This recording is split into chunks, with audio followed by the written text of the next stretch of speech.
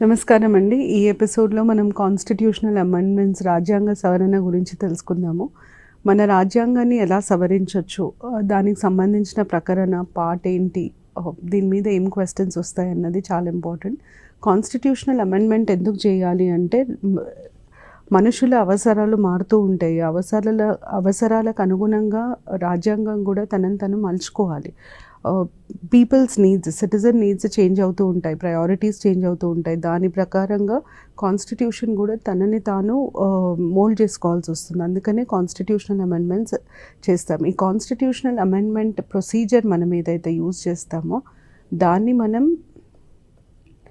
ప్రొసీజర్ని మనం South African constitution నుండి adapt చేసుకున్నాం. సౌత్ ఆఫ్రికన్ కాన్స్టిట్యూషన్ నుండి సోర్స్ చేసుకున్నాం. Constitutional amendment procedure article 368 part 20లో ఇవ్వడం జరిగింది. ఇది బేసిక్ ఇన్ఫర్మేషన్. అయితే కాన్స్టిట్యూషన్ అమెండ్మెంట్ ప్రొసీజర్ ఎలా ఉంటుంది అన్నది ఫస్ట్ చెప్పిన తర్వాత doctrine of basic structure, important amendments ఎట్లా చదవాలి అన్నది చెప్తాను. ఫస్ట్ మనకు ఆర్టికల్ 368లో ఏమిచ్చారో తెలియాలి. ఆర్టికల్ 368లో first who can amend the constitution అంటే కాన్స్టిట్యూషన్ని మార్చే అధికారం ఎవరికి ఉంటుంది, అమెండ్ ద కాన్స్టిట్యూషన్. ఈ ప్రశ్నకి సమాధానం. తర్వాత హౌ, ఏ పద్ధతి, ఏ విధానం, ఏ ప్రొసీజర్లో కాన్స్టిట్యూషన్ని అమెండ్ చేస్తారు. ఈ రెండు మనకి ఆర్టికల్ 368లో పొందవచ్చు ఉంటుంది. అయితే కాన్స్టిట్యూషన్ అమెండ్ చేసే పవర్ ఎవరికి ఉంటుంది అన్న దానికి ఆన్సర్ పార్లమెంట్. నేను ఇంతకుముందు సేలియన్ ఫీచర్స్లో చెప్పినట్టు భారత రాజ్యాంగాన్ని సవరించే హక్కు, అధికారం రాష్ట్రాలకు ఉండదు. భారత రాజ్యాంగాన్ని సవరించే హక్కు, అధికారం ఉట్టి కేంద్రానికి మాత్రమే ఉంటుంది. అన్ని రాష్ట్రాలు కలిపి మాకు ఏదన్నా మార్పు కావాలి అని అన్నా కూడా అది కేంద్రమే చేయగలుగుతుంది, రాష్ట్రాలు చెయ్యలేవు. అది కాన్స్టిట్యూషనల్ అమెండ్మెంట్కి సంబంధించిన ఇన్ఫర్మేషన్. అయితే మనకి ఇప్పుడు తెలియాల్సింది ఏంటంటే అసలు ఈ ప్రొసీజర్ ఏంటి, ఎట్లా ఉంటుంది procedure.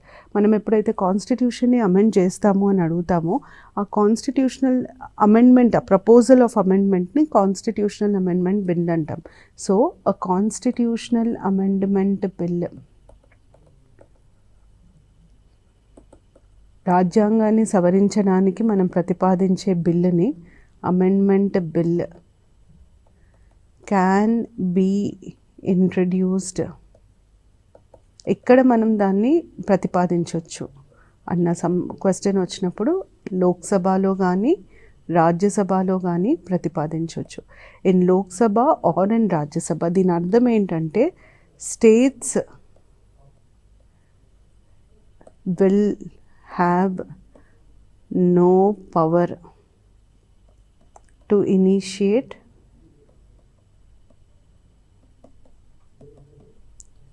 or amend the constitution. రాష్ట్రాలకి కాన్స్టిట్యూషన్ని ఏ రకంగానూ అమెండ్ చేసే పవర్ ఉండదు. ఒక్కసారి కాన్స్టిట్యూషనల్ అమెండ్మెంట్ బిల్ని ఇంట్రడ్యూస్ చేశాక లోక్సభలో కానీ రాజ్యసభలో కానీ దాన్ని ఇట్ మస్ట్ బీ పాస్డ్. ఎక్కడైతే మనం ఇంట్రడ్యూస్ చేస్తున్నామో ఆ హౌస్లో it must be passed with a special majority. Bharat రాజ్యాంగంలో స్పెషల్ మెజారిటీ అంటే 2/3. 2/3 ప్రజెంట్ అండ్ ఓటింగ్ అని అంటాం. మెజారిటీ ఆఫ్, ఎంత మెజారిటీ అన్నది important, of 2/3 present and voting. కానీ ఇది should be greater than absolute majority. ఈ అబ్సల్యూట్ మెజారిటీ అంటే ఏంటి నేను ఇప్పుడు ఎక్స్ప్లెయిన్ చేస్తా. అబ్సల్యూట్ మెజారిటీ అన్నది మనకి ప్రభుత్వం ఏర్పాటు చేయడానికి కావాల్సిన మెజారిటీ. అబ్సల్యూట్ మెజారిటీ అంటే టోటల్ స్ట్రెంత్ డివైడెడ్ బై 2 + 1. దీన్ని మనం అబ్సల్యూట్ మెజారిటీ అని అంటాం. దీనికి నేను ఒక ఎగ్జాంపుల్ తీసుకొని ఎక్స్ప్లెయిన్ చేస్తాను, అప్పుడు మీకు క్లియర్గా అర్థమవుతుంది. ఉదాహరణకి లోక్సభలో ఓటింగ్ జరుగుతుంది. లోక్సభలో టోటల్ స్ట్రెంత్ వచ్చేసి 545. ఆ రోజు 500 మంది మాత్రమే ఉన్నారు ప్రజెంట్. దీంట్లో 480 మంది ఓటేశారు అనుకుందాం. ఇందులో 300 మంది అనుగుణంగా వేశారు, 180 మెంబర్స్ అగెయిన్స్ట్ వ్యతిరేకంగా ఓటు వేశారు. ఇది స్టాటిస్టిక్స్. ఇప్పుడు 2/3 ప్రెజెంట్ అండ్ ఓటింగ్ ఎట్లా చూస్తామంటే ఎవరైతే ఉండి ఓటేశారో అది ప్రెజెంట్ అండ్ ఓటింగ్ అంటే 480 డివైడెడ్ బై ఇంటూ 2/3 అవుతుంది. 160 2 320. 2/3 ప్రెజెంట్ అండ్ ఓటింగ్ అంటే 320 మెంబర్స్ అన్న అవుననాలి. కానీ ఇక్కడ సమస్య ఏంటంటే 320 మనకు కావాల్సింది 320, కానీ ఎంతమంది అవునన్నారు? 300 అవునన్నారు. మనకి దీనికి ఇంతనన్నా ఉండాలి, దీనికి సమానంగా ఉండాలి. ఇది లేదు కాబట్టి దిస్ బిల్ ఇస్ రిజెక్టెడ్. అయితే ఇప్పుడు ఇక్కడ ఎట్లా చూస్తామంటే first 2/3 present and voting calculate చేసి ఇది 2/3 అబ్సల్యూట్ మెజారిటీ కంటే ఎక్కువ ఉందా లేదా చూస్తాం. అంటే 2/3 present and voting should be greater than 273. Absolute majority అంటే ఏంటి? టోటల్ స్ట్రెంత్ బై 2 + 1, 545/2 + 1 అంటే 273 వస్తుంది. 273 కంటే ఇది ఎక్కువ ఉండాలి. 273 కంటే మన ఎగ్జాంపుల్లో ఇది ఎక్కువ ఉందా లేదా అని చూస్తే మన ఎగ్జాంపుల్లో 320 ఎస్ అనాలి. Okay, so 2/3 present and voting is it greater than or equal to absolute majority? ఇది 320 is greater than equal to 273. ఈ స్టెప్ పాస్ అయింది. ఇప్పుడు ఏం చూస్తామంటే 2/3 present and voting actual number of yes ఎవరైతే ఉన్నారో వీళ్ళకంటే ఈ నంబర్ ఆఫ్ ఎస్ ఎక్కువనని ఉండాలా లేదా ఈక్వల్ అని ఉండాలి. కానీ 2/3 ప్రెజెంట్ అండ్ ఓటింగ్ ఎంత?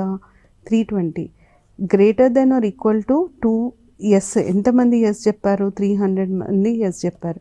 ఇది ఫెయిల్ అయింది కాబట్టి ఈ స్టెప్లో ఇది పోయినట్టు. సో కాన్స్టిట్యూషనల్ అమెండ్మెంట్లో మనం 2 స్టెప్పులు చూస్తాం. స్పెషల్ మెజారిటీలో 2 స్టెప్పులు ఉంటాయి. ముందు 2/3 ప్రెజెంట్ అండ్ ఓటింగ్ ఏదైతే రావాలో అది అబ్సల్యూట్ మెజారిటీ కంటే ఎక్కువ ఉండాలి. తర్వాత number of people who said yes, ఎవరైతే ప్రపోజల్కి అనుగుణంగా ఓట్ చేశారో వాళ్ళు కనీసం 2/3 ప్రెజెంట్ అండ్ ఓటింగ్కి ఈక్వల్ అన్నా ఉండాలి, గ్రేటర్ దెన్ అన్నా ఉండాలి. ఈ 2 స్టెప్స్ పాస్ అవుతేనే కాన్స్టిట్యూషనల్ అమెండ్మెంట్ పాస్ అవుతుంది.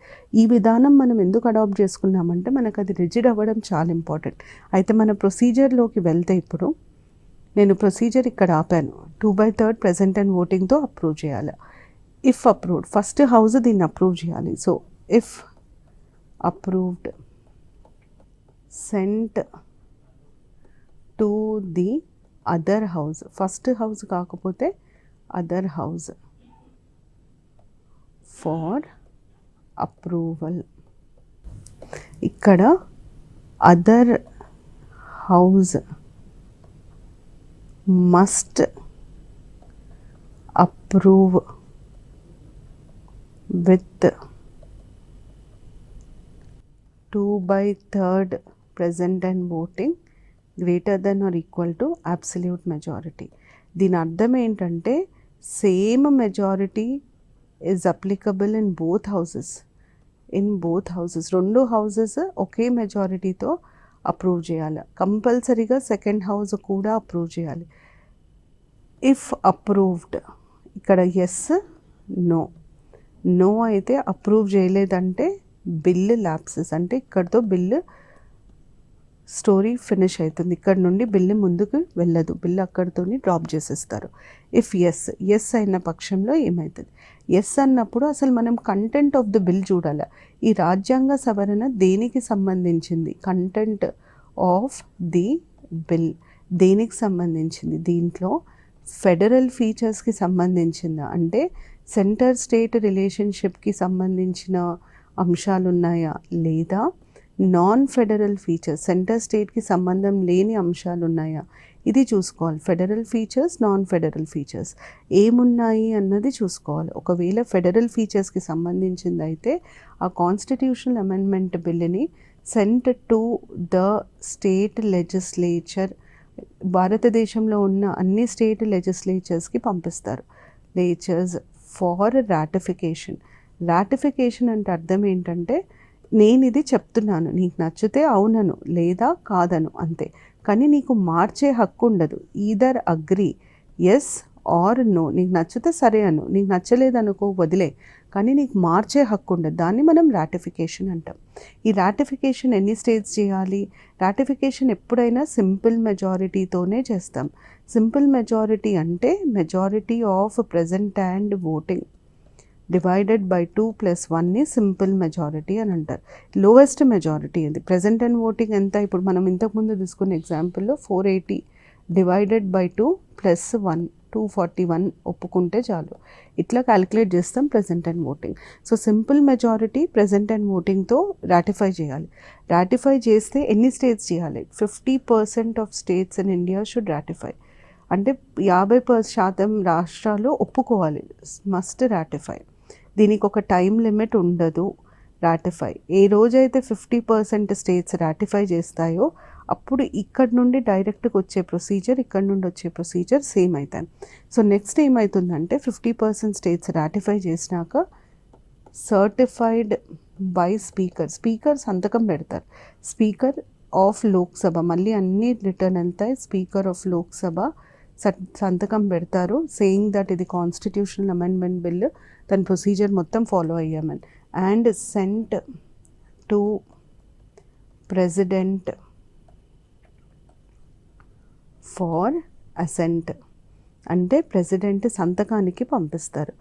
And president is bound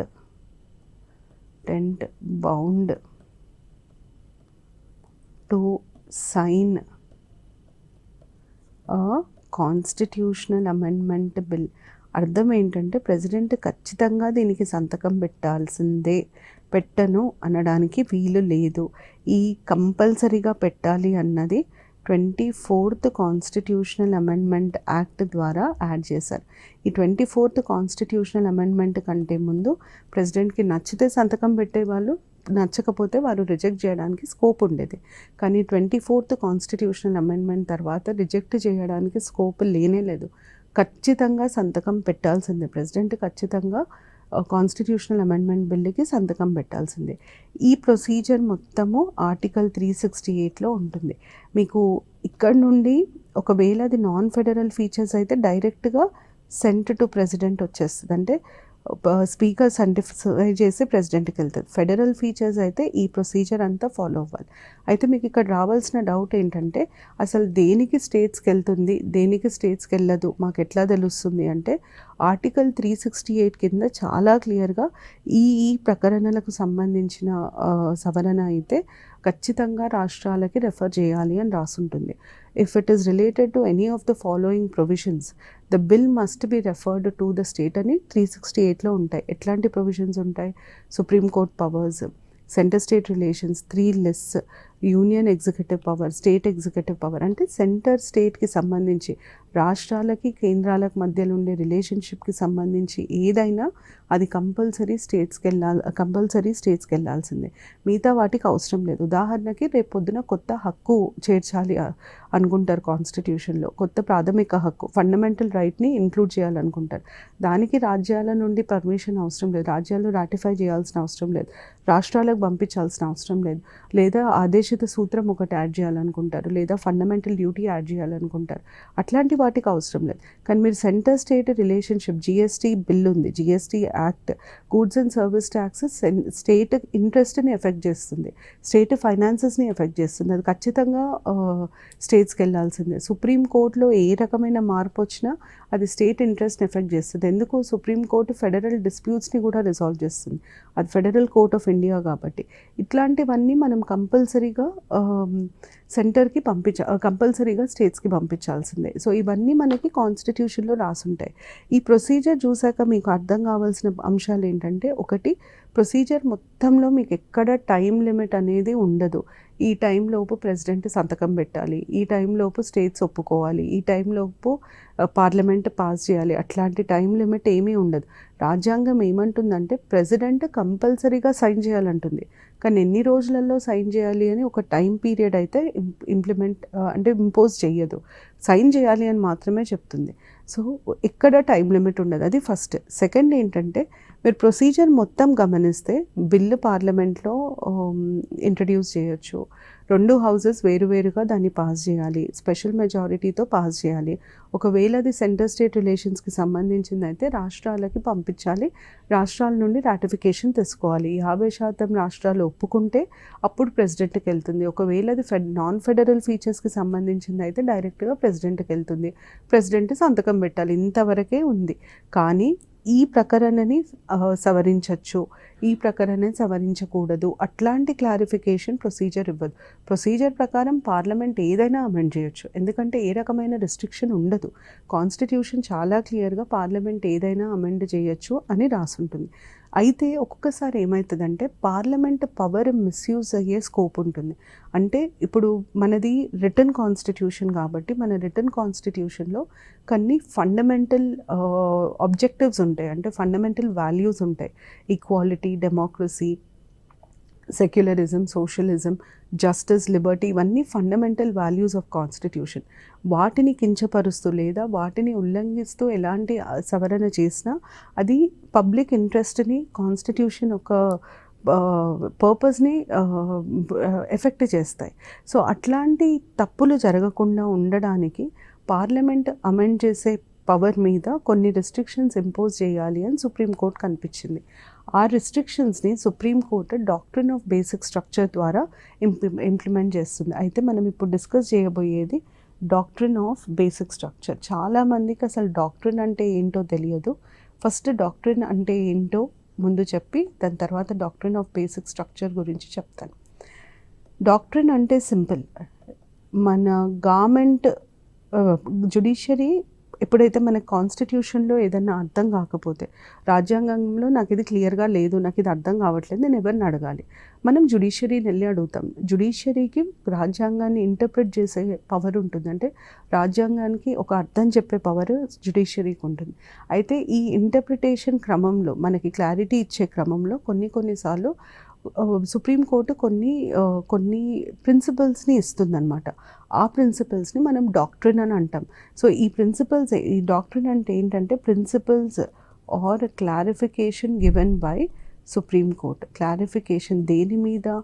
on provisions of కాన్స్టిట్యూషన్లో ఉన్న ప్రకరణల మీద ఇచ్చిన క్లారిఫికేషన్, ప్రొవిజన్స్ ఆఫ్ కాన్స్టిట్యూషన్, వాటిని మనం డాక్ట్రిన్ అని అంటాం. ప్రతి డాక్ట్రిన్కి ఒక కేస్ నేమ్ ఉంటుంది. Case name important. ఏ కేసులో ఇది ప్రతిపాదించారు, దేనికి, ఏ ప్రకరణకి సంబంధించింది, article it is related to, ఇది తెలియడం చాలా చాలా చాలా ముఖ్యం. ఇది తెలిస్తేనే మనకి ఎగ్జామ్లో ఎక్కువ మటుకు వీటి మీద క్వశ్చన్స్ వస్తాయి. So doctrine of basic structure వచ్చేసి రాజ్యాంగానికి సంబంధించి అన్నిటికంటే ఇంపార్టెంట్ కేసు కేశవానంద్ భారతి కేసులో ప్రపోజ్ చేశారు. Bharati versus state of Kerala. ఈ కేసులో డాక్ట్రిన్ ఆఫ్ బేసిక్ స్ట్రక్చర్ని ప్రపోజ్ చేశారు. గుర్తుపెట్టుకోండి, డాక్ట్రిన్స్ ఎప్పుడు కాన్స్టిట్యూషన్లో ఇవ్వరు. డాక్ట్రిన్స్ ఎప్పుడైనా కానీ సుప్రీంకోర్టు ప్రపోజ్ చేస్తుంది, అవి కాన్స్టిట్యూషన్లో మెన్షన్ చేయరు. ఆర్టికల్ 368కి సంబంధించింది. అయితే మనకి ఇప్పుడు నెక్స్ట్ మనం డిస్కస్ చేయాల్సింది ఏంటంటే ఈ డాక్ట్రిన్ ఎందుకు ఇచ్చారు, అసలు దీనివల్ల ఉండే ఉపయోగం ఏంటంటే, నేను ఇంతకుముందు చెప్పినట్టు 368 కింద పార్లమెంట్ మీద ఎట్లాంటి రెస్ట్రిక్షన్ ఉండదు కాన్స్టిట్యూషన్ అమెండ్ చేసేటప్పుడు. అయితే కొన్నిసార్లు పార్లమెంట్ తన పవర్ని మిస్యూజ్ చేసే స్కోప్ ఉంటుంది. ఆ మిస్యూజ్ని ప్రివెంట్ చేయడానికి మనం ఇది వాడతాం. ఎట్లా వాడతామంటే సుప్రీంకోర్టు ఏమంటుందంటే పార్లమెంట్ క్యాన్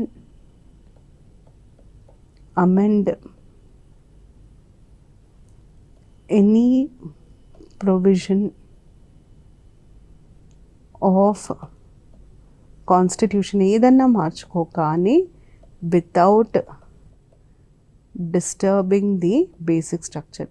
బేసిక్ స్ట్రక్చర్ని మాత్రం కదపడానికి వీల్లేదు. Disturbing the basic structure, basic స్ట్రక్చర్ని ఎట్టి పరిస్థితులలో కదపడానికి వీల్లేదు అని పార్లమెంట్ అంటుంది. ఇప్పుడు నేను బేసిక్ స్ట్రక్చర్ని కదపకుండా ఎట్లా చేయాలి, అసలు బేసిక్ స్ట్రక్చర్ అంటే ఏంటి అన్న ప్రశ్నకు వస్తే సుప్రీంకోర్టు బేసిక్ స్ట్రక్చర్ని ఎప్పుడూ డిఫైన్ చేయలేదు, కానీ బేసిక్ స్ట్రక్చర్ ఫీచర్స్ అని ఒక 20 ఫీచర్స్ని ఐడెంటిఫై చేసింది.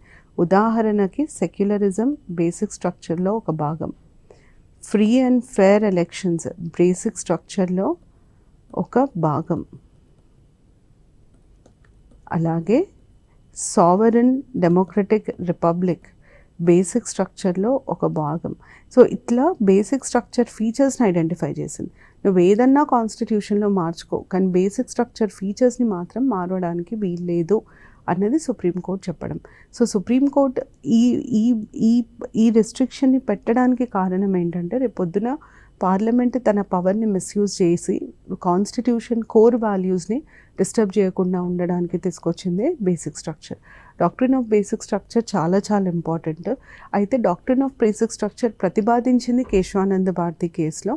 ఈ ఫీచర్స్ అన్నీ కేశవానంద భారతి కేసులో ఐడెంటిఫై చేయలేదు, క్రమంగా చాలా కేసెస్లలో ఐడెంటిఫై చేయడం జరిగింది. SP Gupta versus union of India అని ఒక కేసు ఉంటుంది. దాంట్లో independent judiciary feature of basic structure అనింది. ఈ free and fair elections Kihoto Hollohan versus Zachillhu ఈ కేసులో అని అన్నారు. ఎస్ఆర్ బొమ్మాయికి సంబంధించి సెక్యులరిజంకి సంబంధించి చాలా ముఖ్యమైన కేసు ఎస్ఆర్ బొమ్మాయి. ఎస్ఆర్ బొమ్మాయి మళ్ళీ ప్రెసిడెంట్స్ రూల్కి కూడా సంబంధించిన కేసు. అట్లా ఒక్కొక్క కేసులో ఒక్కొక్క ఫీచర్ని ఐడెంటిఫై చేయడం జరిగింది. కాన్స్టిట్యూషన్లో ఎక్కడ కూడా బేసిక్ స్ట్రక్చర్ గురించి రాసి ఉండదు, బేసిక్ స్ట్రక్చర్ డాక్ట్రిన్ ప్రతిపాదించి ఉండదు. ఇది సుప్రీంకోర్టు ఇన్నోవేషన్ లేదా సుప్రీంకోర్టు ప్రపోజ్ చేసింది. సో ఇది డాక్ట్రిన్ ఆఫ్ బేసిక్ స్ట్రక్చర్. మీకు రాజ్యాంగ సవరణ గురించి తెలిసినప్పుడు బేసిక్ స్ట్రక్చర్ గురించి కంపల్సరీగా తెలియాలి. బేసిక్ స్ట్రక్చర్ ప్రతిపాదించింది సుప్రీంకోర్టు, పార్లమెంట్ అమెండింగ్ పవర్ని లిమిట్ చేయడానికి ప్రతిపాదించిందే బేసిక్ స్ట్రక్చర్. ఇది బేసిక్ స్ట్రక్చర్ ఆఫ్ కాన్స్టిట్యూషన్. అయితే మనం నెక్స్ట్ డిస్కస్ చేయాల్సింది ఏంటంటే, మనం కాన్స్టిట్యూషన్ని blend of rigidity and flexibility, అంటే కాన్స్టిట్యూషన్ రిజిడ్, కాన్స్టిట్యూషన్ ఫ్లెక్సిబుల్ అని కూడా అంటాం. రిజిడిటీ అండ్ ఫ్లెక్సిబిలిటీ అని అంటాం. రిజిడిటీ ఉంటుంది, ఫ్లెక్సిబిలిటీ ఉంటుంది. ఎట్లా పాసిబుల్ ఈ రిజిడిటీ ఫ్లెక్సిబిలిటీ రెండు కలిపి ఎట్లా ఉంటాయి అన్న ప్రశ్నకు వస్తే, రిజిడిటీ అంటే ఏంటిది? Majority greater than simple majority ఉండాలి. ఫ్లెక్సిబిలిటీ అంటే ఏంటిది? సింపుల్ మెజారిటీతోని మార్చుకోగలగాలి. ఈ రెండు ఉంటాయి కాన్స్టిట్యూషన్లో. అది ఎట్లా పాసిబుల్ అంటే, కాన్స్టిట్యూషన్ ఆఫ్ ఇండియాని మనము ఈ పద్ధతిలో మార్చుకోవచ్చు. ఒకటేమో బై సింపుల్ మెజారిటీ, ఇంకొకటేమో స్పెషల్ మెజారిటీ, ఇంకొకటేమో special majority plus ratification of states, majority plus ratification of states. Ratification of states అంటే కొన్ని స్టేట్స్ నుండి అప్రూవల్, వాళ్ళ అగ్రిమెంట్ తీసుకోవాలి. దీనికి నేను ఆల్రెడీ చెప్పాను, ఇది ఫెడరల్ ఫీచర్స్కి సంబంధించింది. అయితే కాన్స్టిట్యూషన్లో ఎక్కడెక్కడైతే పార్లమెంట్ బైలా అని రాసుంటుందో ఆ ప్రొవిజన్స్ అన్నిటినీ సింపుల్ మెజారిటీతో మార్చొచ్చు. పార్లమెంట్ బైలా కొన్ని ప్రొవిజన్స్ కాన్స్టిట్యూషన్లో సింపుల్ మెజారిటీతో మార్చొచ్చు, మిగతా ప్రొవిజన్స్కి స్పెషల్ మెజారిటీ. రాటిఫికేషన్ కావాల్సిన ప్రొవిజన్స్ ఆర్టికల్ 368లో చాలా క్లియర్గా చెప్తారు. అయితే ఈ మూడు విధానాలలో మార్చొచ్చు కాబట్టి దిస్ మేక్స్ కాన్స్టిట్యూషన్ ఫ్లెక్సిబుల్. ఇక్కడికి వచ్చేసరికి మనం దీన్ని ఫ్లెక్సిబుల్ అంటాం. ఈ రెండిటి వల్ల మనం కాన్స్టిట్యూషన్ని రిజిడ్ అంటాం. ఈ రెండు ఉన్నాయి కాబట్టి we say it is a mix of rigidity and flexibility. Indian constitution is a mix of rigidity and flexibility. Why?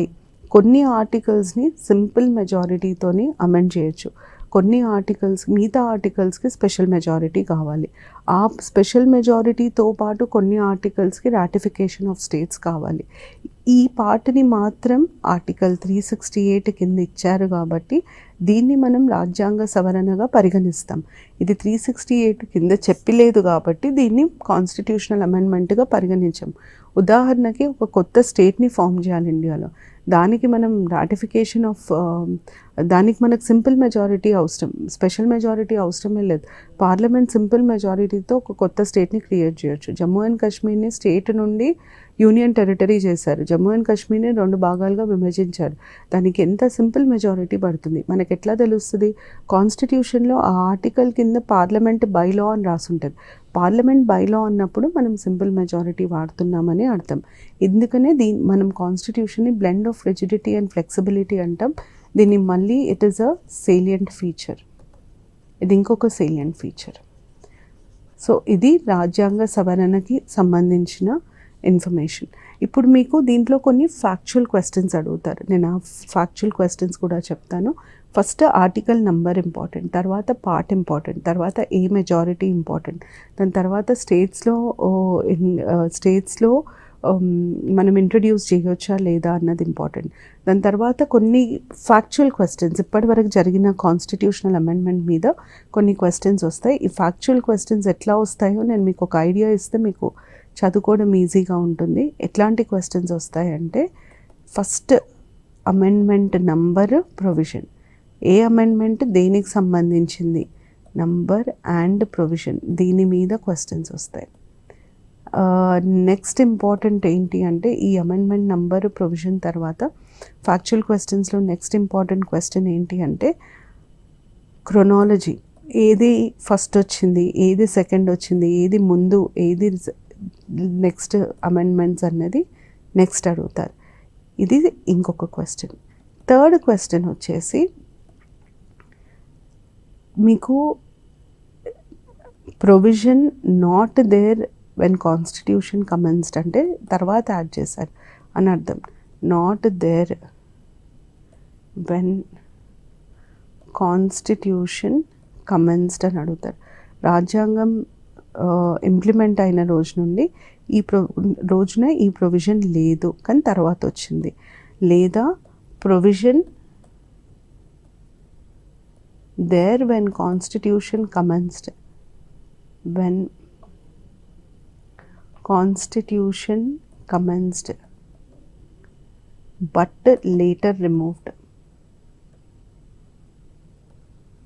But later removed. And ఇంకొక క్వశ్చన్ ఏం అడిగే ఛాన్స్ ఉంటుంది అంటే, కొన్ని ప్రొవిజన్స్కి కమిటీస్ ఉంటాయి. ఈ కమిటీస్ మీద ఇన్ఫర్మేషన్ కూడా ఉంటుంది. వీటన్నిటికీ నేను ఒక్కొక్క ఎగ్జాంపుల్ ఇస్తాను, మీకు ఈజీ అవుతుంది. ఉదాహరణకి దీనికి ఉదాహరణ 52nd కాన్స్టిట్యూషనల్ అమెండ్మెంట్ యాక్ట్ దేనికి సంబంధించింది అని అడుగుతారు. ఇది పార్టీ ఫిరాయింపు చట్టానికి సంబంధించింది.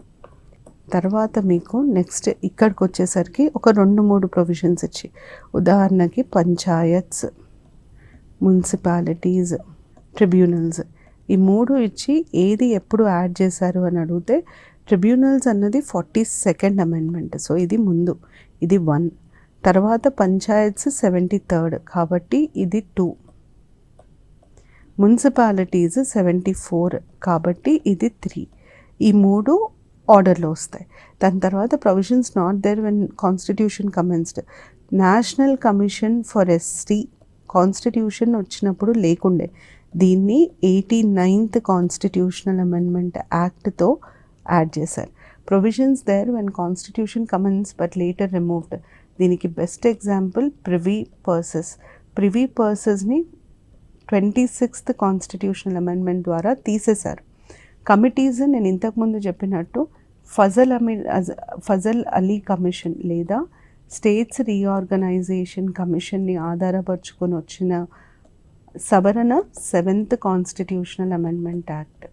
ఇంకొక ఇంపార్టెంట్ కమిటీ ఏంటంటే Sardar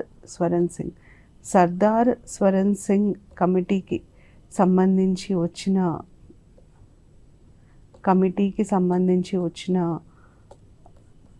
amendment 42nd constitutional amendment.